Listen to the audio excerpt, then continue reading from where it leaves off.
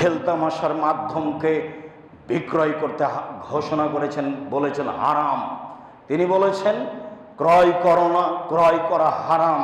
তিনি বলেছেন শিখিয়ে দিও না, শিখিয়ে দেওয়া হারাম। তিনি বলেছেন মাধ্যমে যত পয়সা উপার্জন হয় সবই হারাম। অবাক কথা, খেলতামাশা দিয়ে টাকা উপার্জন হয়, মানুষ বিত্তশালী হয়। অবাক কথা, যার মাধ্যমে হারাম, যার উপার্জনই হারাম। আমি এ কথা বলিনি, এ কথা মুহাম্মদ সাল্লাল্লাহু আলাইহি সাল্লাম বলেছেন।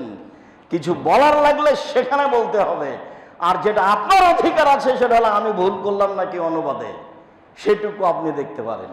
তিনি বলেছেন সামানহুন হারাম, ওর মূল্য হারাম।